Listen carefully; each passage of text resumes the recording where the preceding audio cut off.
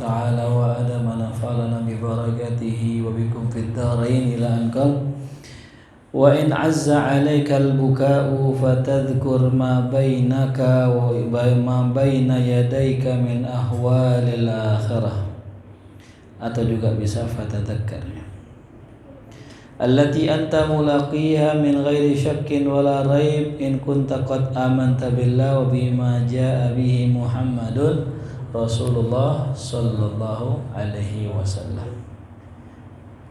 Wa in azza, jikalau sulit, alaika bagimu al-buka, menangis. Ya, kemarin kita bahas ya tentang tangisan yang murni. Ya, kalau nggak bisa nangis maka ingatlah ya ma baina yadaika, perkara yang ada di hadapanmu, min ahwalil akhirah, dari perkara huru-haranya akhirat atau kekacauan akhirat, atau perkara yang menakutkan daripada akhirat. Ya. Haul, ya, kalimat haul maknanya adalah yang ngeri, yang menakutkan. Jadi kalau kita nggak bisa nangis maka ingat aja akhirat, bagaimana menakutkannya, mengerikannya akhirat. Allati anta mulaqiha, yang mana engkau akan berjumpa dengannya, min ghairi syakkin wala raibin, tanpa ada keraguan ya, dan tanpa ada ya sesuatu yang ya dapat dinafikan lagi, artinya nggak pasti terjadi. In kunta amanta billah, kalau engkau beriman kepada Allah, wa bima jaa bihi Muhammad Rasulullah, dan dengan apa yang Rasul datang dengannya, fasaufa tabki la muhala, maka engkau akan menangis tidaklah mustahil. Itu artinya kalau kita ingat akhirat pasti apa? Nangis. In kana laka qalbun yafqah wa aqlun yaqil, jika engkau memiliki hati yang dapat memahami dan akal yang dapat mengerti. Fa illam yakun laka syai'un min dzalik, maka jikalau engkau tidak memiliki sedikit pun dari yang demikian, fa'dud nafsaka fil an'ami sa'imati fil mara'i, maka anggaplah dirimu ya termasuk kelompok hewan-hewan ternak yang sedang makan di tempatnya, ya.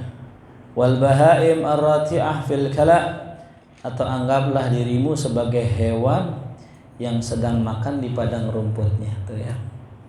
Jadi kalau kita nggak bisa nangis, ingat akhirat, ya ingat bagaimana dahsyatnya nanti di hari kiamat, anggap diri kita binatang. Ya. Fa inna Allah Ta'ala innama khataba ahlal qulub wa dzakkarahum, karena sungguh Allah Subhanahu wa Ta'ala telah mengkhitab, menyeru orang-orang yang punya hati. Wa dzakkarahum, dan Allah telah mengingatkan mereka. Faqala ta'ala inna fi dzalika ladzikra liman kana lahu qalbun, sungguh kata Allah ini merupakan peringatan bagi orang yang punya hati. Tuh. Jadi kalau kita punya hati, pasti kita bisa ya merasakan bagaimana seremnya hari kiamat. Aw alqasam'a wa huwa syahid, atau kalau dia itu nggak punya hati, minimal dia itu mendengar, ya, wa huwa syahid, dan dia itu menjadi saksi. Wa qala ta'ala kitabun anzalnahu ilaika mubarakun liyadabbaru ayatihi wa liyatadzakkaru ulul albab. Kata Allah dalam ayat yang lain, ini merupakan suatu kitab yang kami turunkan kepadamu yang diberkahi. Agar apa? Agar mereka mentadabburi ayat-ayatnya, ya, dan agar orang-orang yang ulul albab, yang punya pikiran, punya hati, berpikir, mengambil peringatan. Wa fi ghairi maudhi'in minal kitabil aziz, dan selain daripada tempat, ya, daripada tempat yang lain dari Quran, wa ma yadzakkaru illa ulul albab. Dan tidak ada yang dapat mengambil pelajaran kecuali ulul albab, orang-orang yang memiliki akal pikiran. Wahum ulul uqul. Ya, ulul albab adalah orang yang punya apa? Akal. Fanzur, maka lihatlah kaifa nafat tadzakkuru an ghairihim, bagaimana ya Allah menafikan adanya ya sifat mengerti dan memahami kepada selain mereka. Baik. Ya, jadi kita disuruh sama Imam Haddad untuk menangis gitu ya. Kenapa? Ciri hati yang sehat adalah mudah menangis gitu ya. Ciri hati yang enggak sehat sulit menangis tuh. Apa sebab kita enggak nangis? Ya. Satu, yang pertama kata ulama adalah banyak tertawa ya. Makanya tertawa boleh, cuman jangan terbahak-bahak. Tertawanya Rasul hanya senyum. Ya. Hanya terlihat giginya doang. Itu tertawanya Rasulullah. Ya. Jadi bukannya tertawa terbahak-bahak ya yang mengeluarkan suara. Jadi nggak salah kalau kita tiap hari senyum, nyengir tuh ya. Kenapa? Karena nggak matiin hati. Ya. Yang bikin matiin hati itu terlalu banyak tertawa. Sehingga kalau udah banyak ketawa akan sulit menangis ya. Ya, jadi kenapa kita disuruh menangis? Tadi yang pertama, ciri hati yang sehat adalah mudah menangis. Yang kedua, tangisan kita di dunia itu sangat bermanfaat buat di akhirat. Orang yang banyak nangis di dunia akan banyak senangnya di akhirat. Begitupun sebaliknya, orang yang terlalu banyak senang-senang akan banyak menangis di akhirat. Ya. Kalau nangis di sini sementara, tapi kalau nangis di akhirat selama-lamanya, nauzubillah min dzalik. Yang ketiga, nangis itu bisa melembutkan hati. Itu. Lain dengan tertawa. Tertawa bisa mengeraskan hati. Itu. Yang keempat, air mata yang turun dari mata kita lalu menetes melewati pipi kita, itu akan menjadi ampunan. Ya, maka di hari kiamat nanti ketika orang-orang Islam masuk ke dalam neraka, ya, nauzubillah, jangan semoga bukan kita. Ketika itu Allah perintahkan pada malaikat, ya malaikat tolong cari di neraka orang yang sepanjang hidupnya pernah menangis walaupun sebiji jagung ukuran tangisannya. Itu cuman sebiji jagung, bagaimana tangisan yang deras yang mengalir dari matanya. Manfaat gak nangis? Manfaat. Pertanyaannya kapan kita terakhir nangis? Ya. Nah, kapan kita terakhir nangis? Ya. Sudah kita bahas kemarin, nangis itu ada karena Allah, nangis itu ada karena diputusin pacar nangis. Apa karena Allah? Bukan. Kehilangan duit nangis. Apa karena Allah? Bukan. Sakit PMS nangis. Apa karena Allah? Bukan. Yang karena Allah apa? Ingat akhirat, takut neraka, takut masuk neraka, takut jauh sama Allah, itu yang karena Allah. Ya. Jelas ya? Nah, maka di sini Imam Haddad mengatakan, kalau ente nggak bisa nangis, udah bayangin akhirat. Bayangin akhirat. Tuh dikisahkan ya nanti bagaimana kondisi akhirat ya. Banyak hadis-hadis yang menyebutkan tentang akhirat ya. Di antaranya nanti ada orang yang disiksa sama Allah lantaran kemaksiatannya, ditusuk dari duburnya sampai ujung kepalanya.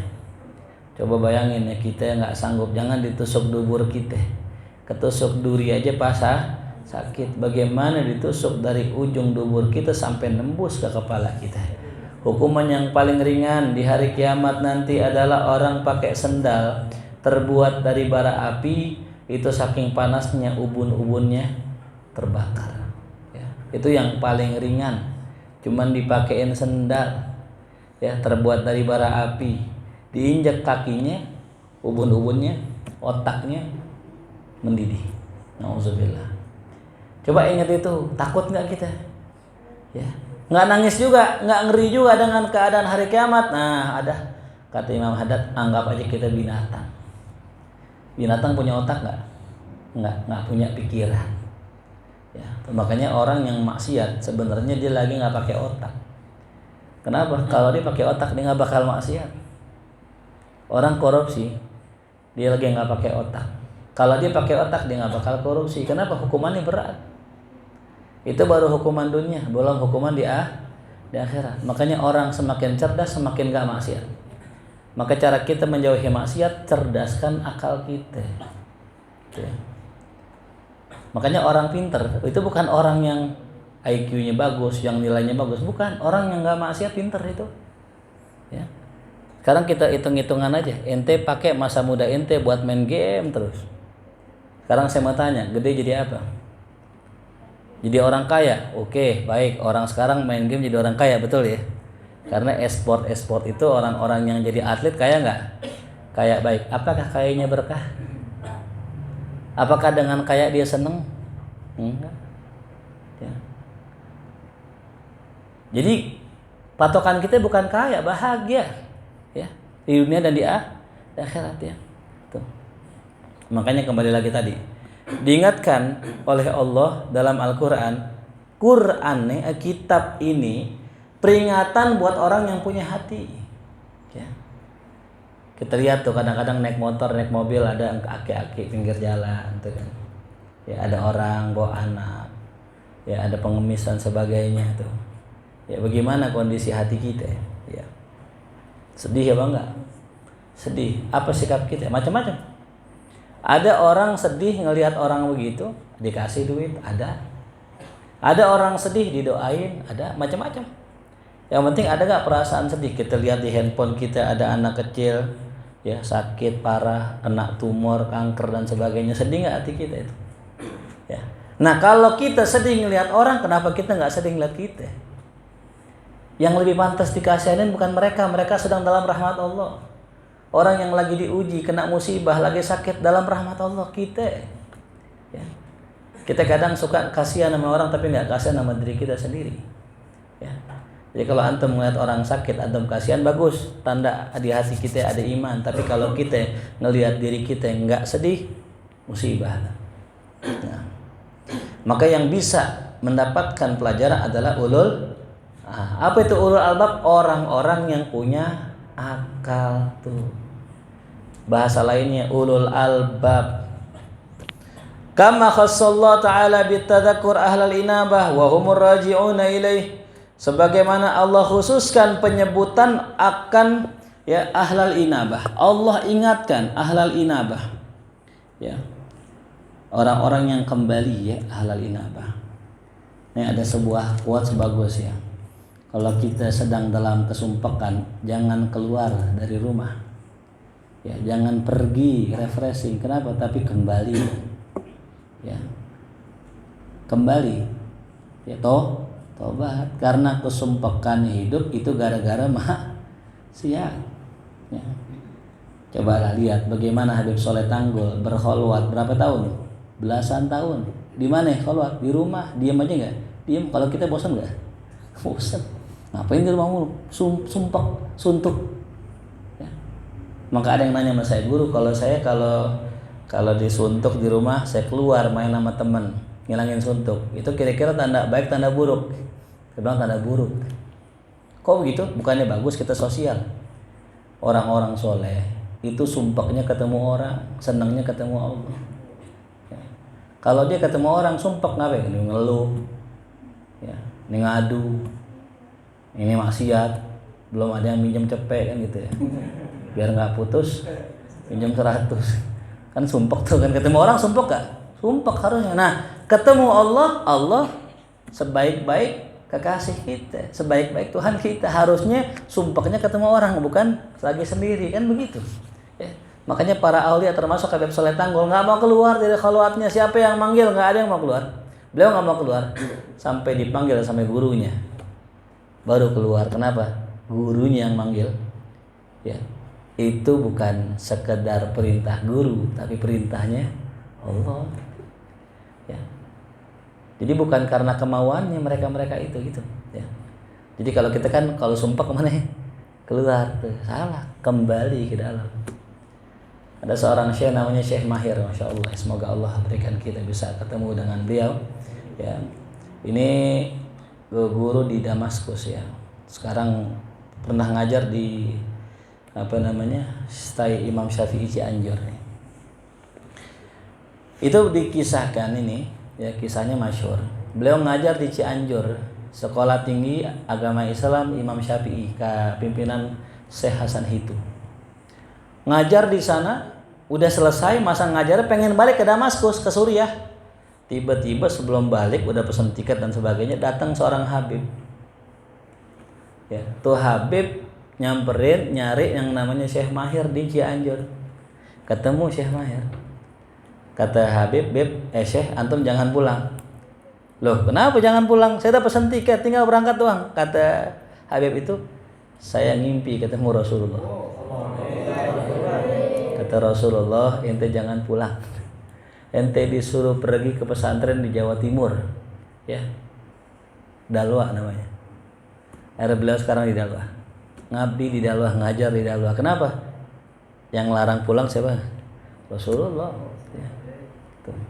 Jadi ngajarnya, enggak ngajarnya, semua instruksi siapa? Rasulullah. Ya.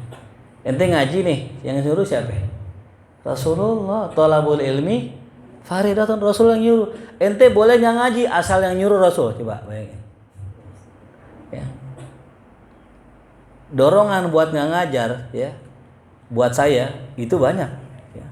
Udah ente fokus aja ngaji, udah ente fokus aja ini, macam-macam. Cuman saya bilang dorongan bisa jadi dari hawa nafsu. Kecuali yang nyuruh berhenti ngajar Rasulullah, berhenti saya. Ya. Tapi selama nggak ada dorongan, nggak ada instruksi dari Rasul, baik yang datang dari pribadi ataupun orang lain, terus saya ngajar. Ya. Jelas paham? Jadi jangan ikutin apa? Hawa nafsu. Jangan ikutin keinginan kita. Ini kayaknya bisikan hati aneh nyuruh aneh berhenti mondok lah. Kagak ada cerita itu. Itu bisikan apa? Bukan bisikan hati. Ya. Bisikan hati nggak begitu. Jelas paham ya? Nah, jadi Allah khususkan at-tadzakur kepada ahlal inabah wa hum raji'una ilai. Ada yang kedua ahlal khasyah. Itu khaifun, orang-orang yang takut. Yang ketiga ahlal iman.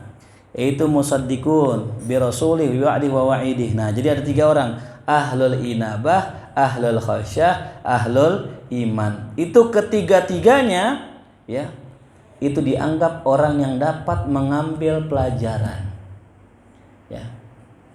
Kita kan kalau hidup ini sebenarnya dari pagi kita lagi sekolah. Ini kita kan ngajinya, kalau kita hitungan ngaji kita dari jam 8:30 sampai jam 10. Itu ngaji formal. Tapi kita nggak sadar dari pagi kita lagi ngaji sama Allah, lagi diajarin sama Allah, cuman kita nggak sadar. Ya. Banyak orang yang hidup nggak sadar lagi dididik sama Allah, lagi diajarin sama Allah. Ya. Ada orang main bulu tangkis, gara-gara main bulu tangkis nggak ngaji-ngaji, tangannya patah, kecengklak. Ya. Ada sang guru ngingetin, ente kebanyakan main bulu tangkis, ngaji. Tuh. Oh iya, mungkin gara-gara jarang ngaji jadi sakit tuh. Teguran bukan? Cuman sadar nggak?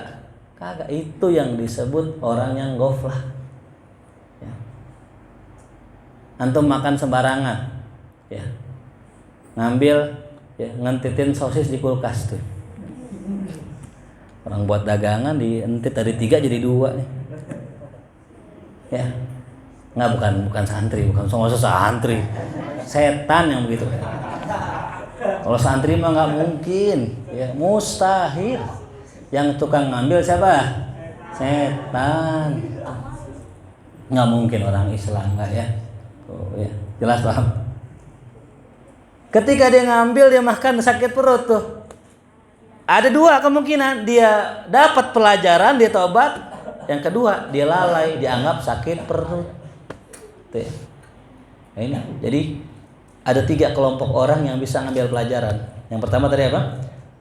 Ahlal inabah, ahlal khasyah, ahlal iman. Nah yang tadi awalnya ulul albab. Itu 3 disebutkan dalam Al-Quran. Ya. Maka disyariatkan tadzakur untuk mengingatkan orang lain. Disyariatkan. Tuh ya, kalau bisa kita tadzakur. Ya.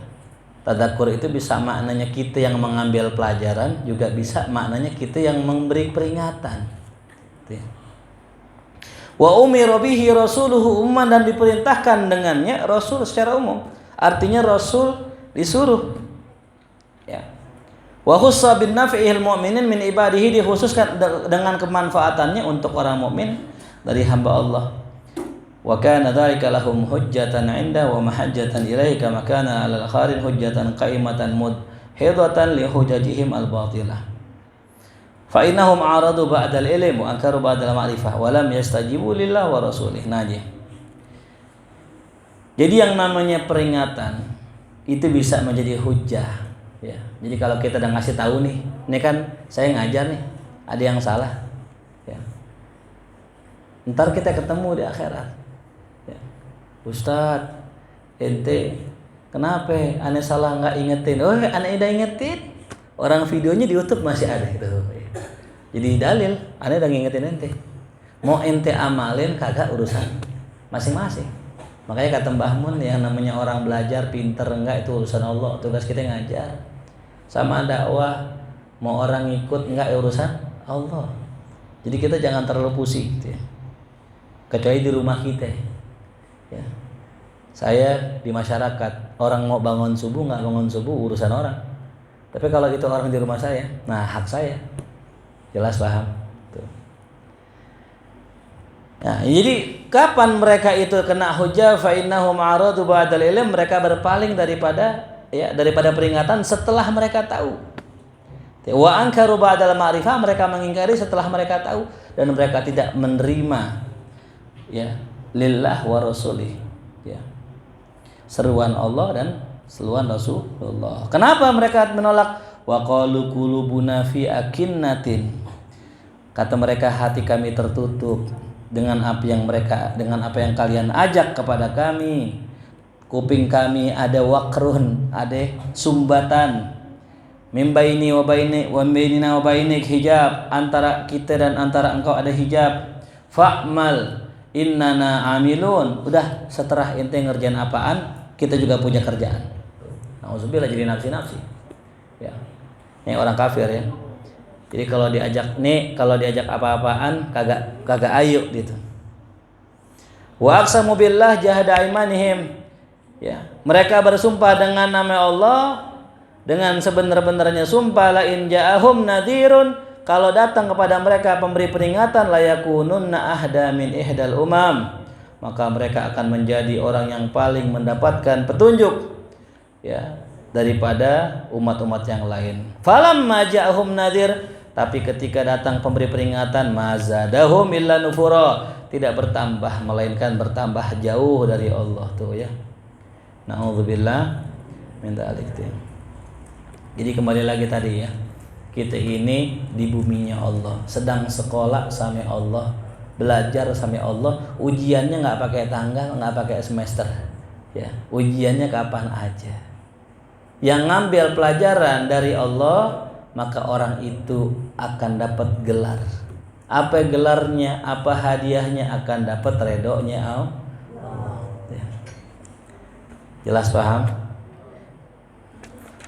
Maka dikatakan fahadha wasfu man du'ahu rabbuhu ila tauhid, da'ahu rabbuhu ila tauhidi wa ta'atihi ala lisani rasulih. Inilah gambaran tentang orang yang diajak oleh Allah untuk mentauhidkannya, untuk taat kepadanya melewati lisan rasulnya, fa'aba, tapi enggan, wastakbaro, sombong, wajahada, menentang, wa kafara, dan kufur. Tuh. Ya. Jadi macam-macam, ada yang dengan tegas mereka mengatakan, lu nasihatin gue kali sudah nasihat lu tuh. Satu. Ada yang kedua agak halusan dikit. Ntar nih kalau datang ustadz yang alim, aneh mah kalau ustadz biasa aneh nggak terima. Aneh mah dengernya ustadznya wali baru aneh terima. Ini ustadz kampung ini. Kalau kayak Abuya, kalau kayak Habib, kalau kayak ini Hai Umar misalnya nasihatnya aneh terima dah begitu. Dia pengen nolak cuman alasannya yang nasihatin ustadz biasa katanya. Ketika apa? Datang utusan Allah, bukan tambah dekat malah tambah apa? Ya gue cerita aja. Jadi orang yang benar Dia nggak bakal nunggu ya siapapun orang yang tinggi. Ya. Kalau kita mau bener hati kucing, ya kita bisa jadikan pelajaran buat kita. Ya. Hati kambing, hati ayam bisa kita jadiin guru buat kita. Jelas? Karena ada orang begitu hadirin. Ada orang yang kalau nasihatin itu nunggunya orang-orang gede yang nasihatin lah. Ya. Ini tanda kesombongan. Ya, abah dia enggan. Emang dasarnya nggak mau. Dasarnya sombong.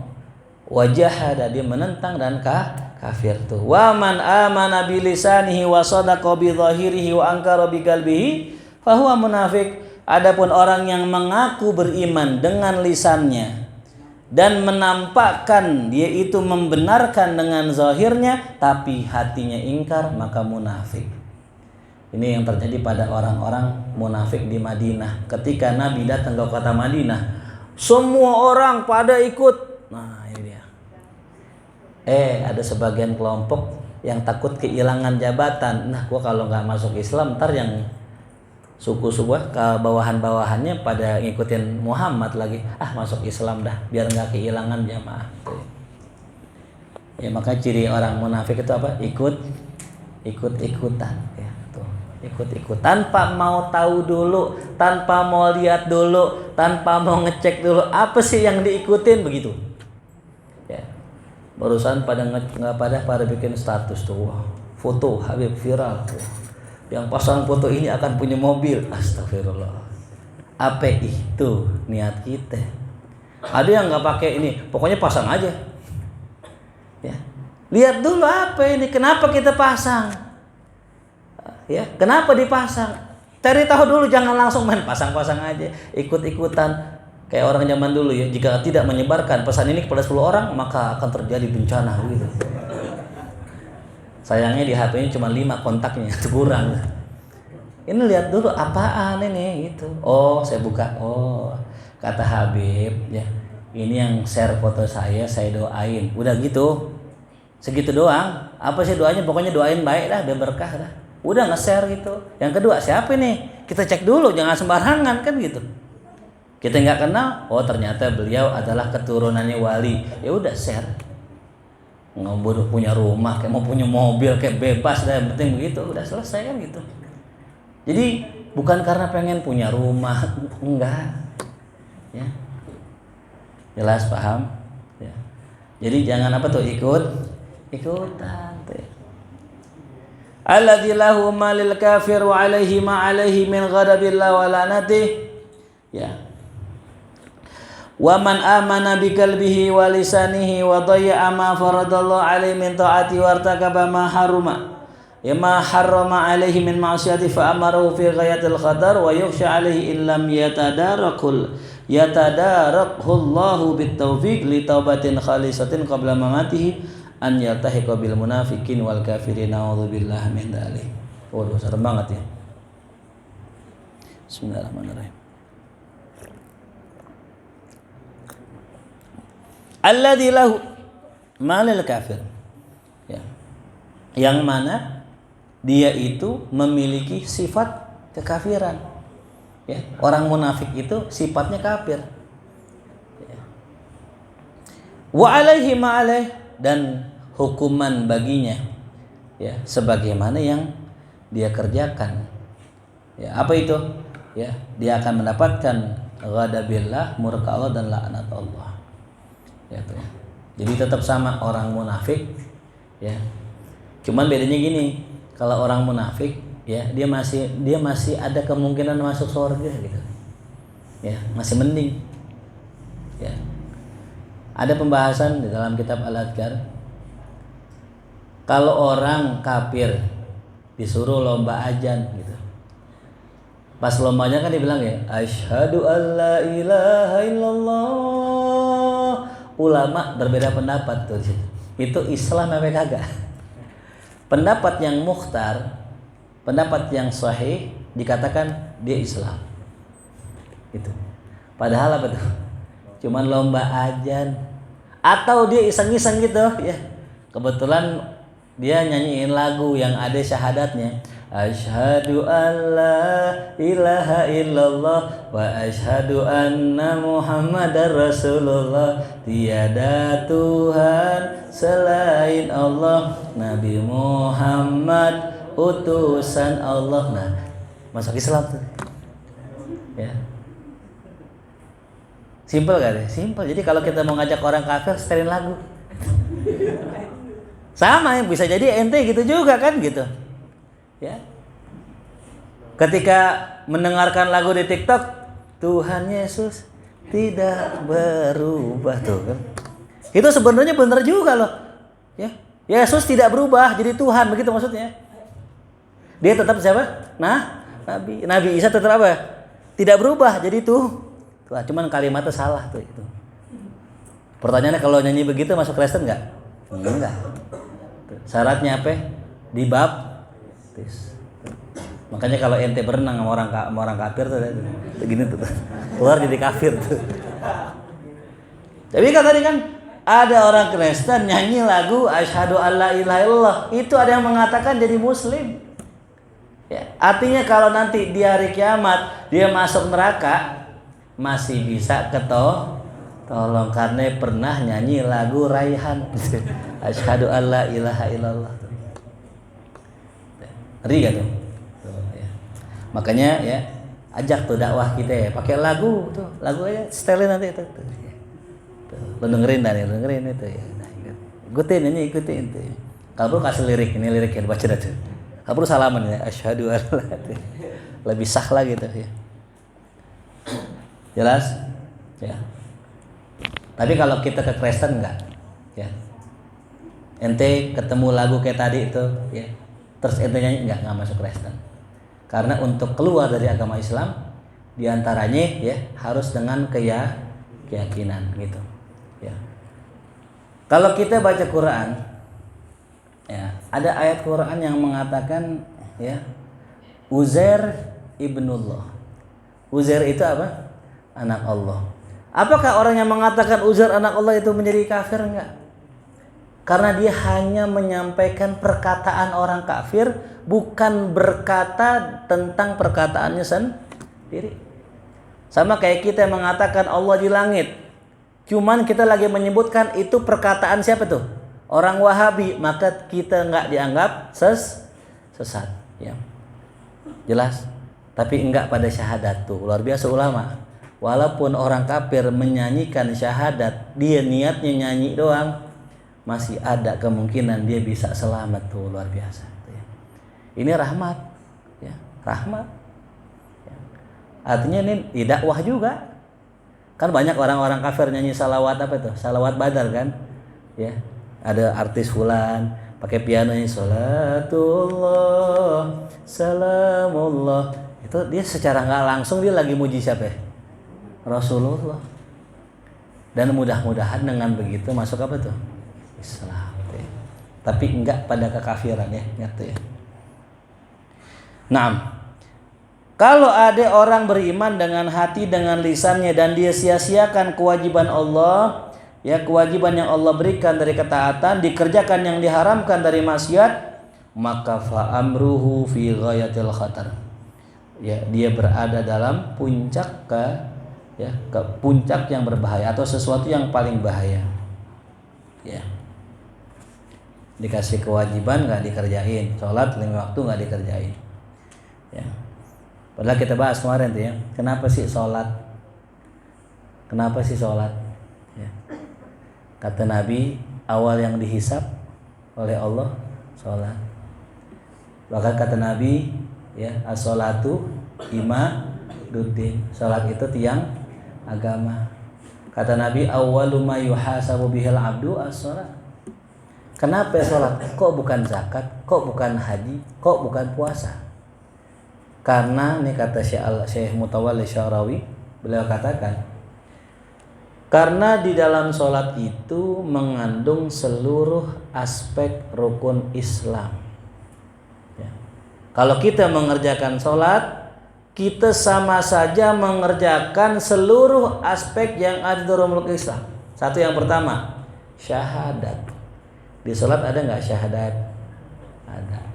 Kapan syahadat? Asyhadu alla ilaha illallah. Ada syahadat. Yang kedua, puasa. Ada nggak dalam sholat? Ada.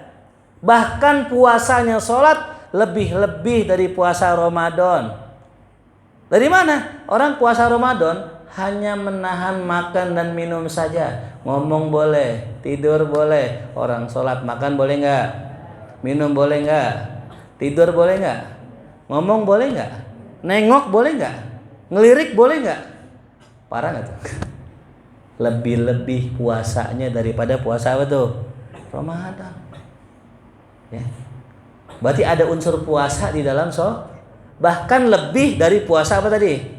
Karena nggak boleh ngomong, ya nggak boleh makan, nggak boleh nggak boleh ngelirik. Puasa boleh ngelirik ya puasa? Boleh. Ngomong boleh nggak? Ada unsur apa lagi? Unsur haji. Orang kalau haji kemana dia? Ke Baitullah, ke Ka'bah. Orang kalau sholat ngadap mana? Ada gak yang ngadap PGC ada? PGC belah sono tuh pasti nggak ada. Ngadap Ka'bah sama kayak orang apa tuh? Haji. Terus kalau zakat gimana Ustaz? Orang kalau zakat ngeluarin apa? Harta. Orang kalau zakat ngeluarin duit. Orang sholat apa yang dikeluarkan? Yang dikeluarkan adalah waktu. Dia korbankan waktunya. Kata orang barat, time is money. Waktu adalah uang. Berarti yang ngorbanin waktu sama juga ngorbanin waktu. Berarti orang sholat berzakat gak? Berkorban gak? Apa yang dikorbankan? Waktu adalah. Berarti orang sholat sedang mengorbankan. Nah, ada semua. Maka pantas sholat itu sangat-sangat ditekankan oleh Allah. Agar apa? Agar jangan sampai kita tinggal, karena semuanya di situ. Ya. Yang benar sholatnya kata Rasul, maka benar seluruh amalnya itu. Orang yang bisa jaga sholat, insya Allah Ramadan bulan puasa di puasa. Kalau bisa jaga. Tapi kalau sholatnya malas-malesan, sholatnya ngantuk-ngantukan, ibadah segen-segenan, ya bulan puasa kayaknya di warkop roman-roman. Lagi haji yang ngeluarin duit, sayang dah ngeluarin duit, mendingan buat nonton konser Coldplay katanya gitu. Ya. Naudzubillah min dzalik. Itu sholat. Kapan sholat diwajibkan oleh Allah? Di malam Isra wal Mi'raj. Ya. Kapan terjadi Isra Mi'raj? Pada malam 27 Rajab. Jadi Nabi diangkat oleh Allah pada malam 27 Rajab.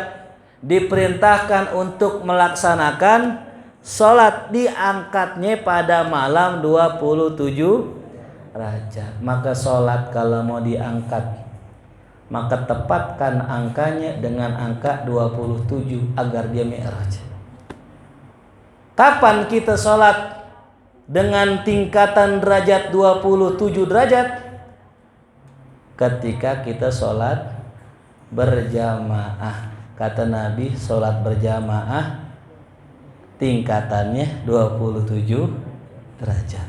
Berarti sholat yang tingkatannya 27 derajat dapat mi'raj, diangkat dan diterima oleh Allah Subhanahu wa ta'ala. Pantas kalau orang sholat jamaah udah diterima sama Allah. Walaupun sholatnya jelek. Kenapa? Yang dilihat yang cakepnya. Jelas? Apa? Jadi bagaimana sholat biar mi'raj diangkat sama Allah?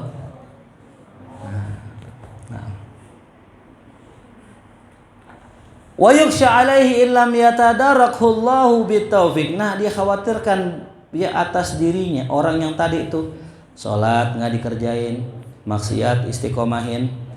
Kalau dia nggak dikasih ame Allah taufik untuk taubat sebelum mati, dikhawatirkan dia itu masuk kepada kelompok orang munafik dan orang kafir. Tuh ya. Naudzubillah min dzalik. Wa yakunu ma'hum fi narillah al-muqadah, dan dia masuk bersama orang kafir, orang munafik di apinya Allah yang menyala-nyala. Allati tattali'u alal, yang mana apinya itu naik sampai menembus ke dalam hati. Innaha alaihim fi amadin wallahu a'lam. Al-Fatihah. Ar-Rahmanir Rahim, Maliki yaumiddin, iyyaka na'budu wa iyyaka nasta'in, shiratal mustaqim, shiratal ladzina an'amta 'alaihim ghairil maghdubi 'alaihim waladdallin. Wa bihaqqi al-Fatihah, sirr al-Fatihah, karamatul Fatihah. Iftah lana abwaabal khair wa khadimna bil khair. Rabbana atina fid dunya hasanah wa fil akhirati hasanah wa qina adzabannar. Sallallahu alaihi wasallam Muhammadin wa alihi wasallam. Alhamdulillahirabbil alamin. Ya Rasulullah.